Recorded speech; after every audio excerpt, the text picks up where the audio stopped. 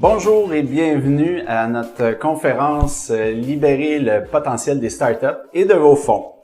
Avant de commencer, dans le fond, je voulais prendre le temps de me présenter. Je veux surtout vous remercier d'être présent aujourd'hui. L'objectif de la conférence d'aujourd'hui, c'est vraiment de vous faire part de deux expériences, de deux entreprises qui ont uni à force pour accompagner des startups qui se sont rendus compte qu'ils avaient le même objectif en commun, puis des méthodes similaires aussi d'accompagner et complémentaires, surtout d'accompagner puis d'amener au succès plusieurs startups dans le domaine de la techno. Donc, je me présente, je suis Simon Deschênes. Dans le fond, j'ai aidé personnellement une cinquantaine d'entrepreneurs depuis 2015 en démarrage à commercialiser leurs solutions. Je suis également à la tête d'une entreprise qui s'appelle Ox, qui fait du développement d'affaires numérique, business to business principalement. On s'occupe d'une vingtaine de clients pour qui on fait de l'impartition en vente, développement d'affaires et aussi en génération de leads. Donc, sans plus tarder, je vous présente, je vais laisser mon co-animateur qui est Nicolas Routier se présenter lui-même. Oui, bonjour, merci beaucoup Simon. Donc, oui, je m'appelle Nicolas Routier, je suis le président de Innovation Mindtrick et mon parcours, c'est un parcours d'entrepreneur technologique au fil des années, depuis avant les années 2000, ce qui trahit un peu mon âge, travaille dans le milieu des startups technologiques. Donc, moi-même, j'ai eu mon parcours entrepreneurial. Depuis les 5 dernières années, j'accompagne des jeunes startups technologiques dans leurs activités, mais surtout, je les aide à se positionner au niveau stratégique et ça, je vais en parler un petit peu plus loin dans la présentation. Donc, pourquoi on est là et on vous parle aujourd'hui? Première chose, je vais vous parler du marché des startups.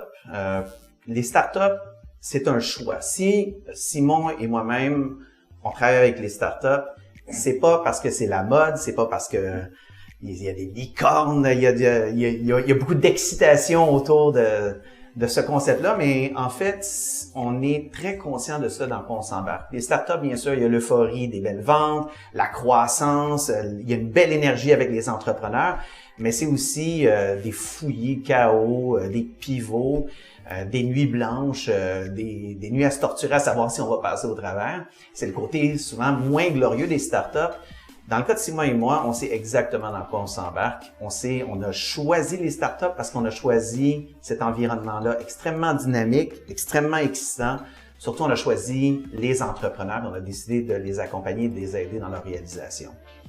Donc, dans votre cas, c'est sûr qu'on est dans le même bateau. Vous avez décidé d'investir dans des startups et vous savez forcément que le rendement de vos fonds provient essentiellement, si vous investissez dans une centaine d'entreprises, vous allez avoir 1, 2 et peut-être 3 entreprises qui vont vraiment ramener l'essentiel de vos revenus. Vous avez une quantité de temps limitée, vous allez vous focaliser sur ces entreprises-là, ce qui est souvent le cas et ce qui est assez normal.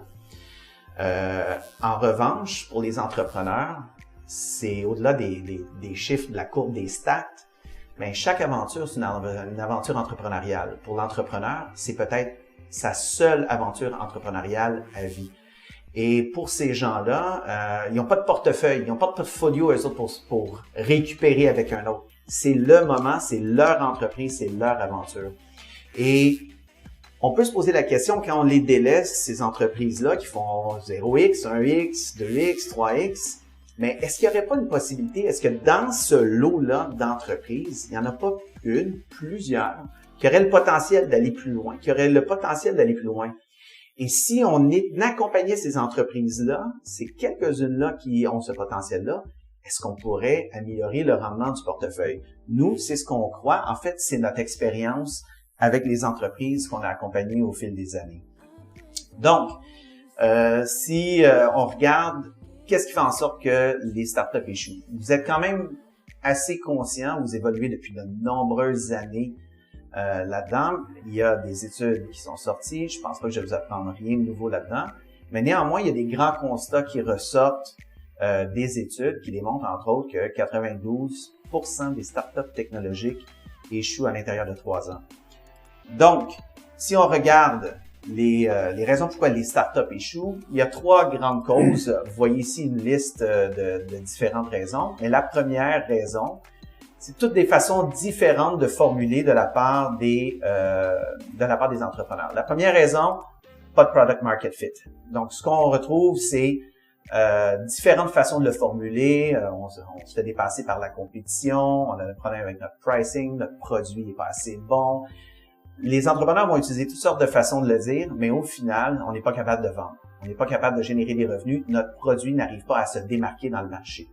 La deuxième grande raison, c'est on manque d'argent. Et souvent, c'est la conséquence de la première raison. On n'arrive pas à vendre. Effectivement, les gens qui nous financent vont arrêter de nous soutenir et on va arrêter on pourra pas continuer notre aventure entrepreneuriale. Et la troisième raison, qui est souvent sous-estimée, c'est l'équipe qui doit avoir les compétences requises. On dit qu'on n'a pas la bonne équipe, mais en fait, ce qu'ils disent, on est une jeune start-up, on est tous dans la vingtaine, début trentaine, on part notre entreprise, c'est notre première, on s'entoure de gens comme nous, on a une bande de jeunes qui sont hyper motivés, talentueux, intelligents, mais qui n'ont pas l'expérience et le bassin de compétences autour d'eux pour faire face à ce qui leur arrive.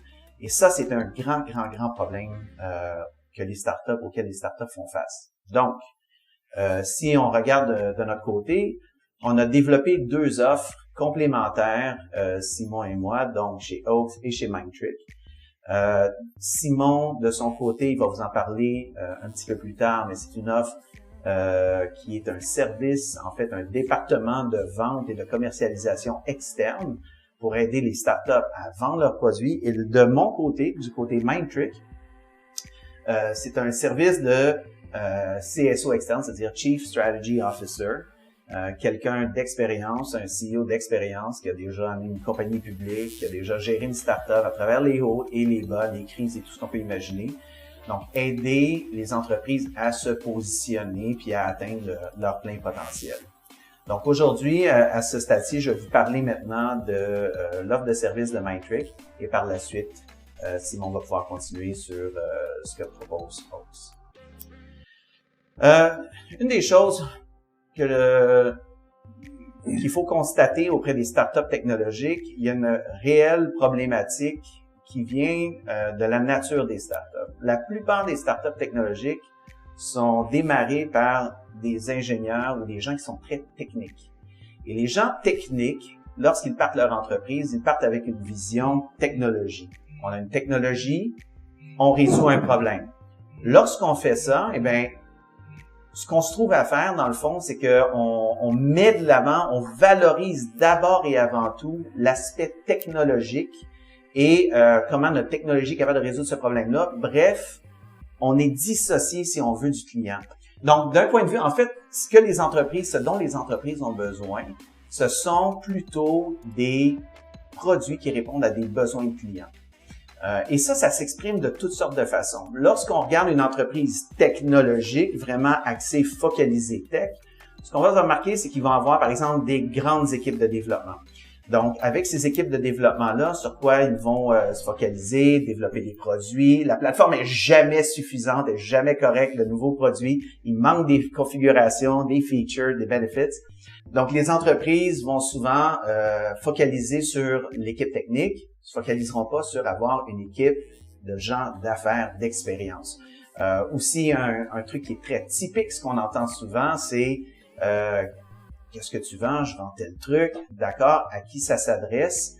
Ben, ça s'adresse aux militaires, à l'éducation, à l'industrie. En fait, on se retrouve à se focaliser sur la technologie. C'est un technology play au lieu de dire si on est une entreprise vraiment produit, une entreprise client, marketing, on va se focaliser sur un client, un segment de marché, un besoin précis et une réponse très claire à ce besoin-là. Ça semble assez de base, mais je vais vous dire que c'est quelque chose de non naturel pour la plupart des entreprises et des startups technologiques.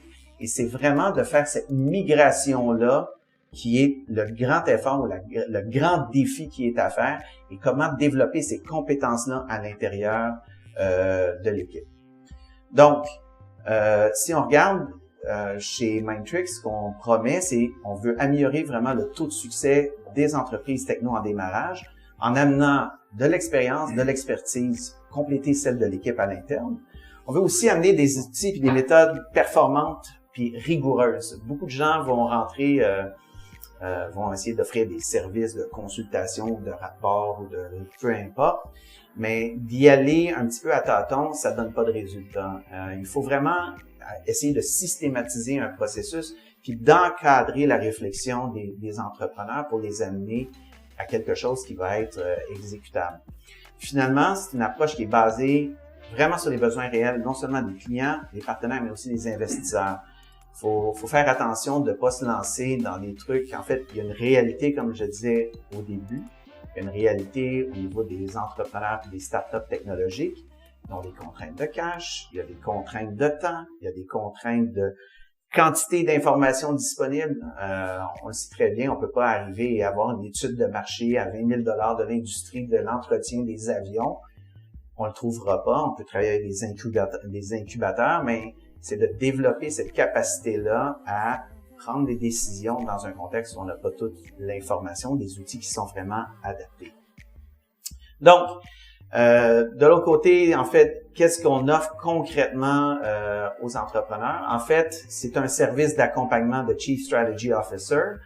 Puis on se focalise sur 3 grands aspects de l'entreprise. La première, c'est la stratégie de développement de produits et de commercialisation. Mais je dirais même à plus haut niveau, la stratégie d'entreprise. Beaucoup de choses qui sont négligées chez les entrepreneurs. On fait des exercices de vision, mission et tout ça. Et c'est souvent galvaudé, c'est souvent négligé. C'est vu comme, en bon français, là, du pelletage de nuages. Mais il y a quelque chose de fondamental et de concret là-dedans. Si on prend l'exercice, si on aligne vraiment le plan d'entreprise sur les entrepreneurs, sur leurs forces, sur leurs ambitions, sur leurs passions, on augmente dramatiquement les chances de succès des entreprises. C'est notre expérience.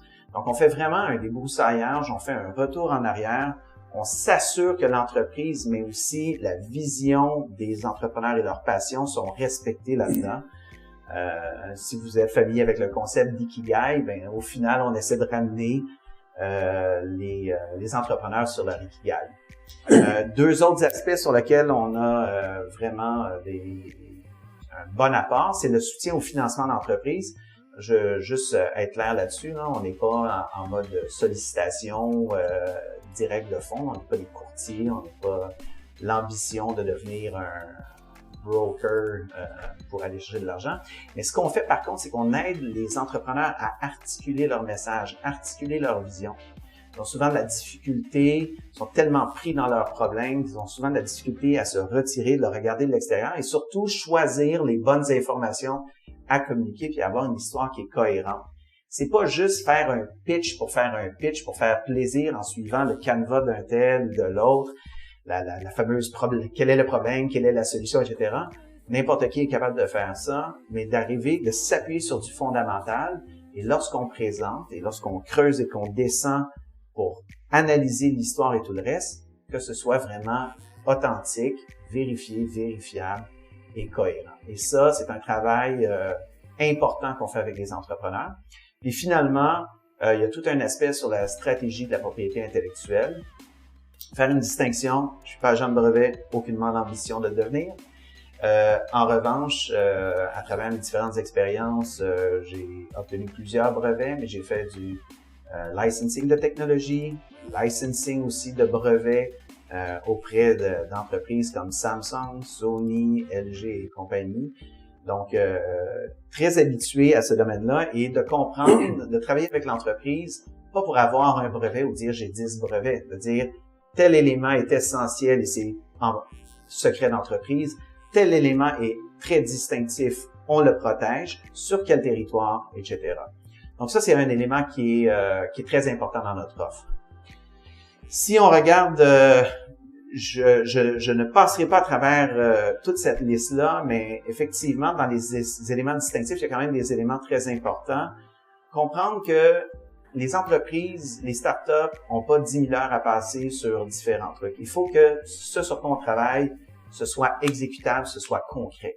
Je pense que c'est un aspect où Simon et moi, on se rejoint énormément, c'est que nous, on travaille avec les entrepreneurs. On est avec eux. On n'est pas juste des intervenants qui rentrent, qui sortent, etc. Non, on s'engage envers eux, puis on s'en va jusqu'à la fin, jusqu'à la livraison, jusqu'au résultat. C'est une approche qui est simplifiée. On ne fera pas une approche Gartner avec des cadrans un peu partout et tout. Les entrepreneurs technologiques n'ont pas ce temps-là, n'ont pas cette énergie-là, ils n'ont pas cette capacité-là non plus à livrer. Donc, on y va pour des choses simples. Je vais donner un petit exemple. Une opportunité, ça c'est un cas classique, il y a une opportunité qui arrive, l'entrepreneur se demande, est-ce que je dois saisir cette opportunité-là? Ils n'ont aucune idée comment aborder le problème. Ils viennent te voir, ils disent, comment on fait ça? Est-ce que je devrais y aller ou non? Tout simple.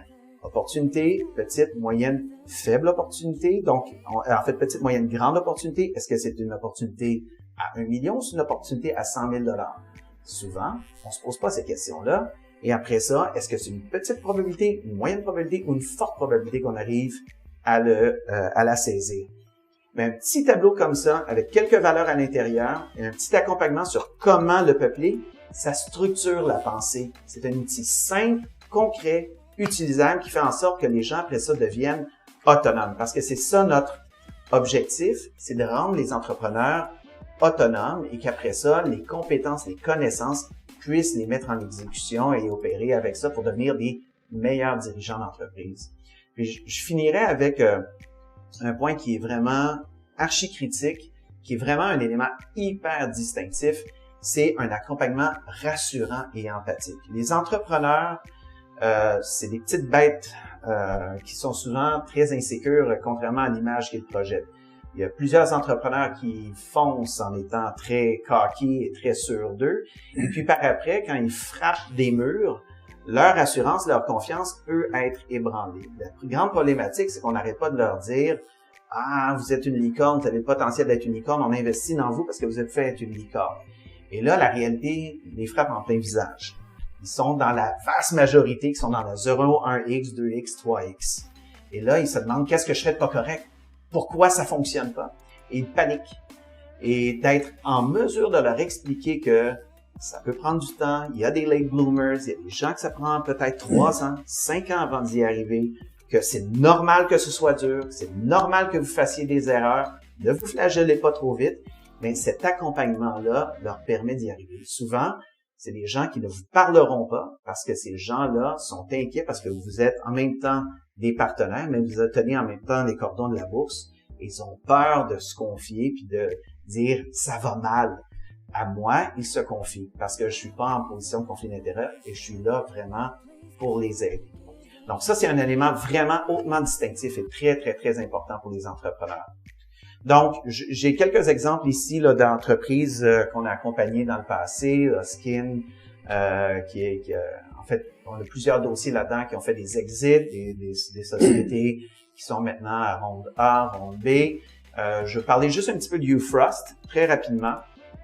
Donc, Ufrost, c'est une société qui a développé une technologie de congélation ultra rapide de liquide, de l'alcool principalement. Et en fait, leur technologie ça va révolutionner la gastronomie et la mixologie. Grande problématique avec Ufrost, c'est que sa clientèle était dans l'événementiel et le nouveau produit qu'il voulait développer s'adressait au marché de la restauration et des bars. COVID. Hein? On sait très bien ce qui s'est passé. Donc, c'était un client, Simon. Simon, m'a référé à Ufrost. On s'est assis ensemble lorsqu'on a regardé problématique de structure interne, problématique de structure de capital, problématique de cash flow comme de raison, un horizon incertain. On s'est assis calmement, dit tout va bien, le produit fonctionne, tu avais des ventes avant la COVID, tu auras des ventes après la COVID. On doit passer à travers la tempête. On a restructuré le financement, on a entré des nouveaux joueurs dans une toute petite ronde de capital. On a diversifié en allant dans un marché qui sont les laboratoires. Donc, on gèle maintenant des protéines et de l'ADN. On a préparé la nouvelle machine, les campagnes, et on est maintenant prêt à connaître une explosion incroyable. Le groupe LVMH veut travailler et commercialiser avec nous. On a des plans en Europe, en Amérique. L'entreprise est sur la voie pour connaître un très grand succès. Ça a été amené avec une approche calme, compréhensive de quelqu'un qui avait déjà vécu des crises et qui n'était pas impressionné par la situation et qui a pu les accompagner à travers les heures difficiles. Ça, c'est ce qu'on est capable de faire et maintenant, YouFrost, ça va être un énorme succès. Surveillez ça. C'est quelque chose qui va être vraiment très excitant. Donc voilà, moi j'ai terminé pour ma partie. Je vais laisser maintenant Simon présenter l'offre de Hausse. Donc, merci Nicolas. Je pense que c'est un plus qu'un préambule. La raison pour laquelle nous sommes très complémentaires, je dirais, parce que bon, nous on arrive aussi avec le volet commercialisation. C'est qu'une fois que le travail, c'est réducteur de dire qu'une fois que le travail de Nicolas est terminé, le travail de Nicolas se poursuit quand on intervient. Mais on est comme le bras de commercialisation qui aide les entreprises à finalement aller sur le marché, à aller vendre, à aller tester leurs hypothèses aussi, des fois dans quelques cas. Donc les trois, dans le fond, on intervient pour trois différents besoins. Les startups souvent doivent composer avec différents contextes dans le domaine de la commercialisation, dont ceux qui sont à l'écran en ce moment. Dans le fond, le besoin d'outils de vente, de présentation, c'est des besoins de marketing. Lorsqu'on est prêt à aller à l'extérieur, à se montrer à ses prospects, à son marché cible. Donc, on a besoin évidemment de toutes sortes d'outils pour être capable de démontrer notre proposition de valeur, notre valeur ajoutée, puis quel impact on va avoir chez ces clients potentiels-là. On doit ensuite, les startups doivent mener un processus de prospection qui est ciblé. C'est-à-dire qu'ils doivent identifier des listes d'entreprises, ils doivent identifier des preneurs de décision, ils doivent être en mesure de trouver les coordonnées professionnelles de ces gens-là, ils doivent se débrouiller pour rejoindre ces gens-là, aller mener leur cycle de vente, c'est-à-dire organiser des rencontres exploratoires, puis le troisième point, c'est-à-dire qu'ils doivent définir les différentes étapes avec lesquelles ils doivent composer, parce qu'on sait tous que, surtout en mode business to business, c'est pas à la première rencontre qu'on va closer un deal, donc ça prend plusieurs étapes. Et quand on est dans de la techno, il y a différentes étapes qui vont impliquer du due diligence au niveau TI, qui vont impliquer les finances de l'entreprise qui est client potentiel. Donc, tous ces contextes-là, on les prend en compte dans notre approche. Donc, le défi, les deux principaux défis auxquels on s'attaque et on répond, dans le fond, chez Ox, c'est que dans une startup, je pense que Nicolas en a parlé, surtout en techno, on va souvent avoir le bagage technologique chez les dirigeants. Puis comme on sait, les startups, lorsqu'ils ont à commercialiser, souvent le premier réflexe, c'est que les meilleurs pour être capables d'expliquer ce qu'ils font, puis de vendre leur propre solution, c'est les dirigeants, c'est les fondateurs. Donc, ça vient chercher deux défis. C'est-à-dire que souvent, c'est pas dans le bagage de compétences des dirigeants de la startup, parce que ils sont, comme on a déjà dit, à la base de formation technique, technologique. Donc, le bagage de compétences et d'expérience pour mener un processus de développement d'affaires qui a du succès est pas là. Puis aussi, il manque de ressources souvent pour lancer leur opération de façon efficace. Quand je parle de ressources ici, si on va plus loin, la prochaine slide, dans le fond, c'est des ressources qui sont identifiées pour créer des outils de communication, des outils de vente que j'appelle. Donc, soit bâtir des case studies, soit monter des vidéos pour bien expliquer rapidement qu'est-ce qu'ils font avec leur solution, quel impact ils ont, pour embaucher quelqu'un pour faire le travail, pour se retirer de leurs opérations, embaucher quelqu'un à d'autres fonctions pour être capable de faire le travail de vente. Donc, c'est toute une question de ressources internes aussi. Au niveau des solutions, qu'est-ce qui existe dans le fond comme solution traditionnelle? C'est drôle de dire ça avec des startups, mais c'est le cas. Les solutions qui sont généralement employées, j'ai nommé le DIY en premier, c'est celle que je parlais. Donc, les gens le font eux-mêmes. En général, ils vont mener ce processus-là, le démarrage, de dire on va aller vers certains prospects, ils vont le faire eux-mêmes. Souvent, pour les premiers tests, les tests d'hypothèse, ça va fonctionner. Ils vont avoir un réseau de contacts X. Le problème commence dès que le réseau de contacts termine. C'est-à-dire que là, ça prend un certain lot de compétences pour être capable de dire, OK, comment je vais vers des gens qui ne me connaissent pas? Comment j'approche des preneurs de décision de petites, de moyennes, de grandes entreprises? Ensuite, les autres solutions traditionnelles, ben, il y a l'embauche de sous-traitants. Donc, des gens qu'on va mandater pour faire soit, je sais pas moi, du télémarketing. Il va y avoir des agences marketing pour faire le contenu. Tout ce qui est externe, entreprise externe, pour venir combler certains besoins. Ils vont acheter des listes, par exemple, d'entreprises qui se qualifient. Vont faire affaire avec un consultant qui va les aider dans leur façon d'approcher un pitch de vente. Il y a toutes sortes de ressources externes qui vont venir se jumeler. Puis le problème que ça pose, ben, un, c'est très coûteux. Puis deux, souvent, c'est pas aligné stratégiquement. Pourquoi? Parce que c'est différentes ressources qui se parlent pas entre elles. Donc, l'agence qui va créer la vidéo pour la proposition de valeur, souvent va travailler en brand awareness au lieu de travailler en outil de vente qui est voué à être un outil où je vais intéresser quelqu'un qui prend les décisions en one-on-one. Donc, c'est quelque chose qui c'est un enjeu qui est différent. Puis la personne qui va coacher le dirigeant à bien vendre son produit va travailler en silo aussi. Donc, ça propose des défis différents. L'autre solution, c'est que lorsque les dirigeants vont avoir de la difficulté à vendre, on se dit, ben, c'est le temps d'embaucher un vendeur. Donc, le vendeur, lui, va arriver dans l'environnement technologique. Dépendamment de son bagage d'expérience, n'aura pas nécessairement non plus le coaching à l'interne dont il aurait besoin pour être dirigé dans son développement d'affaires. Et évidemment, va faire face aussi au même défi, c'est-à-dire que il apportera aucune garantie de résultat. Ça suppose aussi que l'entreprise va avoir besoin de débourser pour son salaire sans garantie de résultat, sans aussi offrir le coaching nécessaire à cette personne-là pour le diriger dans la bonne vision, mission de l'entreprise. Il va de toute façon devoir être accompagné du dirigeant dans bien des cas pour être capable de closer aussi des deals avec des clients potentiels.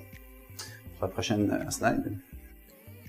Donc, la façon dont, pourquoi dans le fond on est différent dans notre approche. Premièrement, on couvre plusieurs angles. C'est-à-dire qu'on est une espèce, chez Ox, on est une espèce d'entreprise qui va couvrir les besoins marketing d'outils de vente, c'est-à-dire de création de case study, de cas type, d'infographies qui vont venir bien expliquer ce que l'entreprise fait, de présentation, de pitch deck et tout, qui vont aussi couvrir le besoin en études de cas, monter des études de cas, donc tout le volet marketing. Ensuite, on va s'occuper du volet prospection aussi, qui est vraiment d'identifier des entreprises qui sont des entreprises bien ciblées comme étant des clients identifiés, souvent par le travail que Nicolas va avoir effectué avec les startups, entre autres. C'est très important pour le product market fit. Donc, c'est souvent quelque chose qui est très niché. Les contextes dans lesquels on va intervenir, c'est des contextes de niche. Donc, puis, ensuite, ce qu'on va faire, c'est que, dépendamment de la complexité du produit, de la solution, on va être capable aussi de mener certaines étapes pour l'entreprise avec laquelle on fait affaire. C'est-à-dire, organiser nous-mêmes les rencontres exploratoires, les mener. Donc, il y a des gens chez nous qui sont chargés d'apprendre la solution de nos clients. Donc, vraiment d'absorber l'information en termes de vente, qui sont guidés dans le processus aussi. On va être capable d'organiser les démonstrations, même dans certains cas, on va closer des deals pour nos clients, on va facturer, tout ça. Donc, ça dépend, on vient vraiment se greffer pour un certain temps pour les aider à démarrer. Puis notre grande distinction, c'est qu'on travaille en étant tributaire de nos résultats. Donc, il y a deux façons dont on va fonctionner. Ce que ça fait comme impact, bien évidemment, ça vient minimiser les risques des entreprises en démarrage. Pourquoi? Ben parce que si on identifie des résultats à atteindre puis qu'on travaille en fonction des résultats, évidemment, ils vont savoir qu'ils vont débourser X pour aller chercher Y normalement. Donc, comment on travaille? Il y a deux façons dont on travaille. Soit qu'on s'arrête à la première rencontre exploratoire, c'est-à-dire qu'on va identifier dans un marché donné, on va faire une préévaluation pour dire, ben, écoutez, selon votre expérience déjà acquise, avec les tests que vous avez faits, vous savez qu'en situation de soumission de proposition de votre solution, de tout closing à 50%, par exemple, vos objectifs de vente sont tant pour les 6 à 12 prochains mois, ça représente tant de nouveaux comptes. Donc, on sait qu'il va falloir aller aller chercher, disons, 10 nouveaux clients, il va falloir se rendre à 20 soumissions, 20 propositions.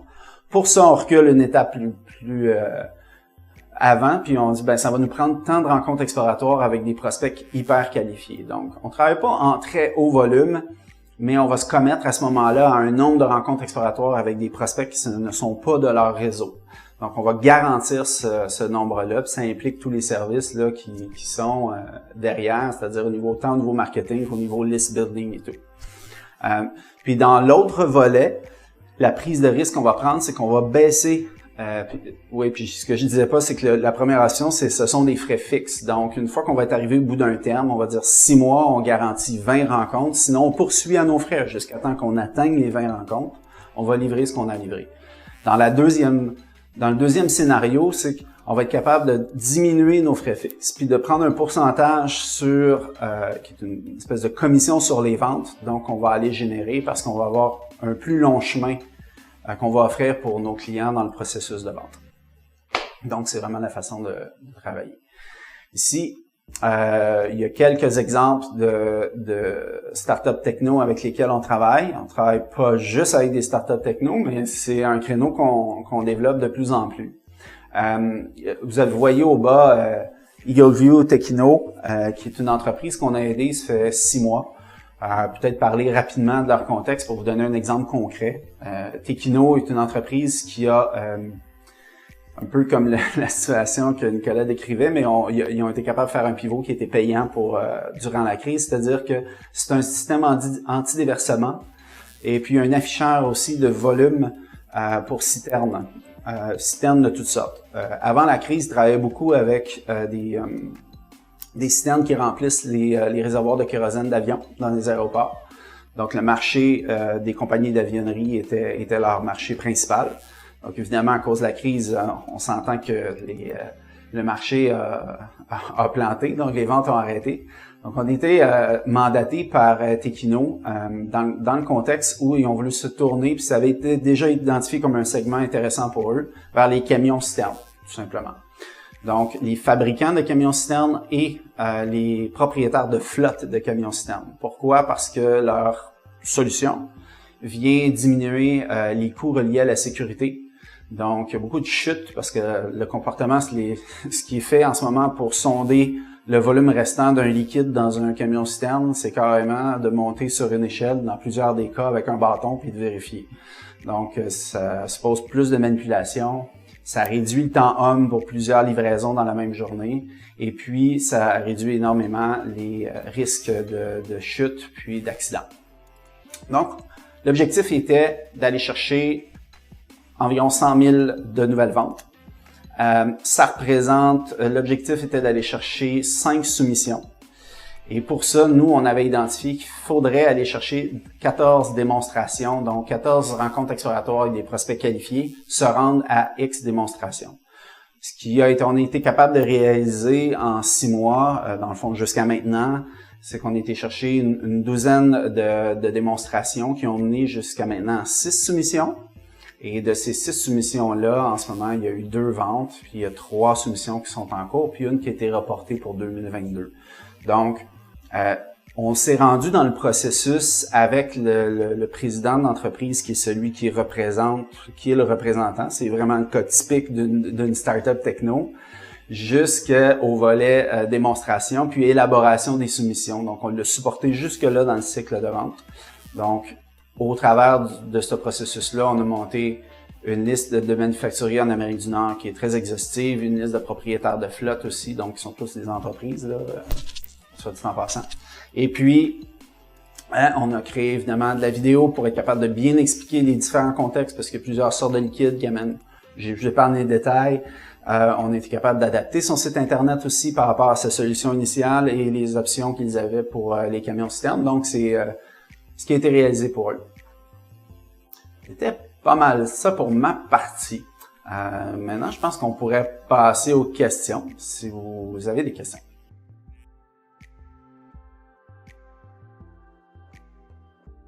Je vais laisser Nicolas. Oui, ben écoute, on peut peut-être commencer. Première chose, je dirais que traditionnellement, on a des gens qui ont différents niveaux d'expérience. Il y en a là-dedans que c'est des consultants, il y en a que c'est des gens qui n'ont jamais fait le travail. Du côté, autant de Simon que de moi, on est des gens on est des entrepreneurs nous-mêmes, on a parti nos entreprises, on a levé nos entreprises. Moi, particulièrement, une entreprise de technologie, les technologies Sensio, l'AMNI public, etc. Donc, en quelque part, on a une approche qui est... On est plus des exécutifs ou des entrepreneurs qui font de la consultation que des consultants externes. On est très concret, très pragmatique.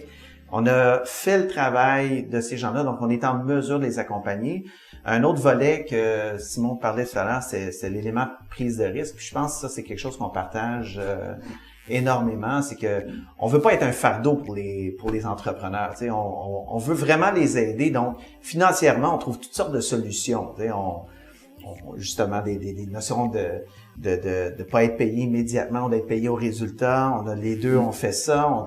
Moi, je sais que on travaille aussi sur des programmes gouvernementaux pour financer une partie des honoraires. Donc, en plus, ça coûte à peu près rien.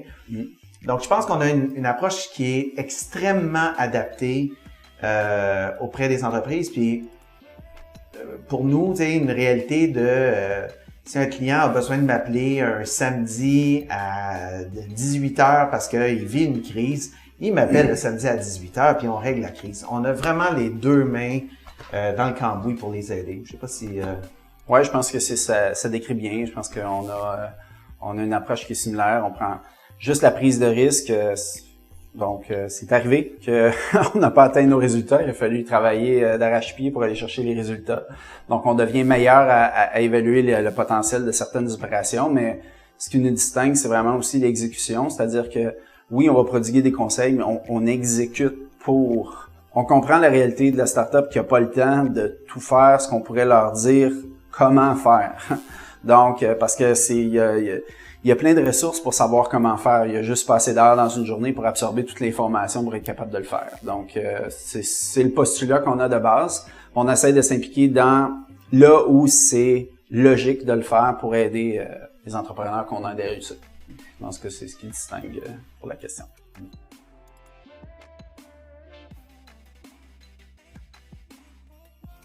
Ça, j'imagine, ça s'adresse à la commercialisation, peut-être plus. Ça, c'est une très bonne question. Le retour sur investissement de ce qu'on fait, c'est là qu'on va choisir si on peut travailler avec une start-up ou non. Donc, parce qu'évidemment, il y a des frais à ce qu'on fait. Donc, ce qu'on essaie de calculer, c'est de dire, on veut rapporter entre 3 et 7 fois ce qu'on coûte sur les marges de ce que ça va rapporter. Évidemment, tout dépendant de la longueur du cycle de vente, donc ça va s'évaluer. La méthode idéale pour le calculer, c'est si on avait les ventes concrètes avec les factures puis les marges directement à la fin de notre opération, mais des fois, ça se mesure dans le pipeline aussi. Ben, si je peux regarder, on va parler un petit peu du côté stratégie, c'est pas toujours aussi direct, mais c'est vraiment dans la capacité de l'entreprise à se développer plus rapidement qu'on va voir ça, prendre des décisions puis agir, puis un transfert d'expertise. Je donne un exemple bien simple, par exemple. Si on regarde côté financement, il y a bien des gens qui vont dire « Ah, on est des experts pour les crédits d'impôt, on est des experts. » Et là, ce qu'on fait, c'est qu'on rentre des gens qui vont être année après année payés pour faire le même travail. Et l'entrepreneur ne saura pas plus qu'est-ce qui se fait, ne sera pas plus maître de sa destinée, ne comprendra pas plus ce qui se passe. On va aller chercher un BDC, on va aller chercher un fonds des médias canadiens, on va aller... OK, parfait, on le fait. La différence, c'est que quand on passe à travers un processus comme le nôtre, c'est que les gens deviennent indépendants, ils deviennent autonomes. On leur explique c'est quoi la différence entre les différents programmes, comment on fait pour obtenir ces programmes-là. Et aussi les rendre conscients du temps et de l'énergie. Des fois, les entrepreneurs réalisent même pas. S'ils passent 20 heures, 30 heures sur un programme, puis qu'au final, ils vont chercher un 10 000, ça a l'air bien beau comme ça en théorie, mais au final, c'est une mauvaise décision. Donc, les accompagner là-dedans, après, une fois qu'ils sont passés à travers le processus puis qu'on a fait de l'accompagnement, les entrepreneurs deviennent extrêmement efficaces. Puis je pense que c'est dans les mois qui suivent que toutes les démarches vont plus vite. Il y a une accélération autant dans la commercialisation que dans le financement, que dans toutes les opérations de l'entreprise. Mm.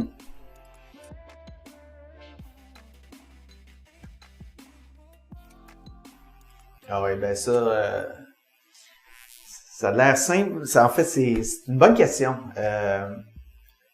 La première raison, je dirais que ces entreprises-là, vous savez pas lesquelles, personne ne sait vraiment avec assurance lesquelles. Sinon, vous n'investiriez que dans les entreprises qui vont réussir, puis les autres, vous investiriez pas dedans. Pourquoi on y va sur plusieurs entreprises? C'est parce qu'on le sait qu'on a de la difficulté à savoir lesquelles vont sortir du lot.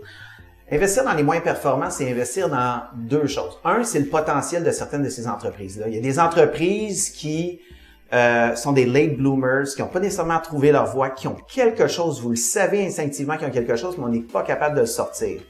Ben, quand on investit dans ceux-là, ben, il y en a peut-être 2, 3, 4, ils vont tous s'améliorer, ils vont tous mieux faire que prévu, ils vont faire du rendement.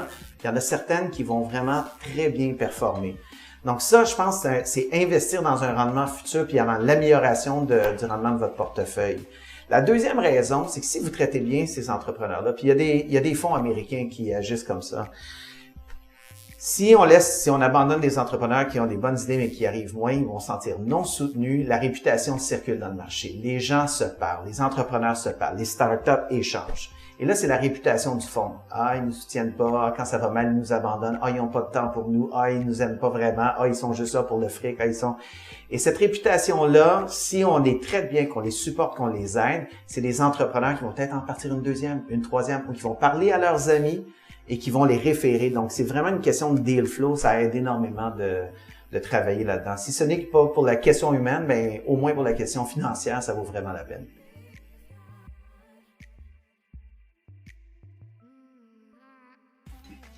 Ben, c'est du travail qui a été mal fait avant qu'on puisse arriver. C'est-à-dire que puis c'est drôle parce que ça fait partie, je lisais ce que Nicolas mentionnait comme raison pour lesquelles les startups échouent. Puis c'est la raison numéro 1, c'est qu'il y a pas de product market fit.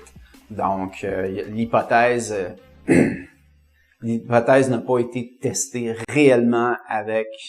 Il n'y a pas de business case, c'est-à-dire il y a pas eu de traitement de l'offre avec un client réel, un vrai test. Donc, si on arrive dans une situation où on sait qu'on est là pour tester une hypothèse, c'est d'autres choses. On peut faire ça aussi. Donc, on peut aller chercher des clients pour venir tester l'hypothèse, mais on sait qu'on teste une hypothèse. Mais des fois, ça nous est arrivé d'évaluer des situations où on voit que l'hypothèse n'a pas été testée. Maintenant, on rentre pas là. On fait intervenir quelqu'un comme Nicolas avant. Puis, c'est ça. Il y a d'autres situations, mais vraiment, la raison numéro 1, c'est celle-là. Ouais, ben, c'est le fun parce que justement, ça, c'est des dossiers qu'on a travaillé ensemble. Ça a toujours été comme ça. Ça a été de dire, l'erreur numéro 1, c'est de dire, on va embaucher un vendeur. On a de quoi? Maintenant, il faut vendre, on embauche un vendeur. Puis là, on a une tech, on essaie d'aller vendre. Le vendeur n'a pas de produit, il sait pas c'est quoi le pricing, il sait pas à qui il doit s'adresser, il y a même pas de nom de produit. On dit va vendre. Ce que souvent j'ai remarqué, c'est que les vendeurs, ils ont besoin d'avoir quelque chose qui est testé, qui est clair, qui est précis, avec lequel ils peuvent travailler. Puis c'est là qu'on travaille bien aussi ensemble à définir, tester dans le marché. Ça revient où un client qui est pas tout à fait prêt. Hey Nicolas, qu'est-ce que t'en penses? On regarde, on restructure, on redonne, puis après ça décolle. On a plusieurs beaux dossiers comme ça qu'on travaille ensemble, puis ça fonctionne vraiment très bien.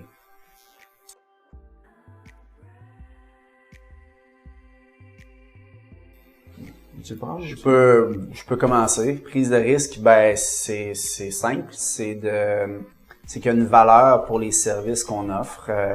Si on compare à un budget d'intervention traditionnelle dans ce qu'on fait, il va y avoir le budget d'une agence marketing qui crée du contenu, des fois qui va adapter le site web, qui va créer de la vidéo, qui va créer ce qu'il faut pour lancer, pour faire connaître cette solution-là. Il va y avoir un budget pour un vendeur ou pour du temps de vente qui va être occupé par un des dirigeants, mais de valeur. Il va y avoir aussi souvent un budget pour la personne qui va coordonner les actions de marketing et vente à l'interne. Donc, nous, on travaille avec une fraction de ce budget-là. On ne travaille pas avec l'entièreté de ce budget-là. Et puis, on va se commettre à, premièrement, prendre une partie du budget-là, dire ça va être un budget fixe pour tant de mois, pour aller vous chercher une vingtaine de rendez-vous. Et puis, dans un deuxième cas, on va dire, on va prendre ce budget-là, couper en deux, mais on va aller chercher des commissions sur les ventes parce qu'on sait qu'on va avancer, on va mener nous-mêmes des étapes du cycle de vente, fait qu'on on a un réel impact sur le closing au final. Donc, ça va être avantageux pour nous si on va chercher, c'est un win-win dans le fond. Donc, on va aller chercher une situation qui nous avantage, mais qui avantage énormément les startups. Et souvent, puis de mon côté, je peux dire que lorsqu'on travaille avec des entreprises, il y en a plusieurs qui n'ont pas les moyens pour commencer.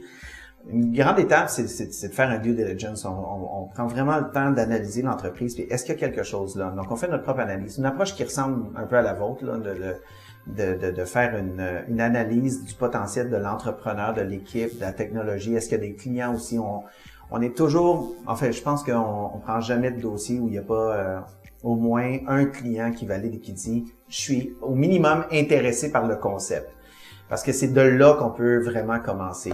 Mais après ça, j'ai des clients qui rien payé pendant 6 mois, des clients qui on s'est entendu avec des options, même où je suis devenu un investisseur dans le dossier. Il y a des dossiers où on dit en fait, tu vas juste payer lorsqu'il va y avoir de l'argent qui va rentrer, tu me donnes un certain pourcentage pour payer les factures qui ont été émises. Bref, l'argent, ça nous arrête pas. L'argent, c'est pas ce qui va nous stopper d'avancer. On est capable d'avoir on a des capacités de cash flow. L'idée, c'est plus de dire, si on croit au projet, si on croit en l'entrepreneur, on va être extrêmement flexible pour permettre au dossier d'arriver puis que nos services permettent à l'entreprise de croître. Je vous remercie beaucoup d'avoir assisté à notre webconférence. Merci Nicolas. Merci de notre collaboration dans le fond. C'était vraiment agréable. J'espère que ça a été éclairant et utile pour vous. Au plaisir. Merci beaucoup.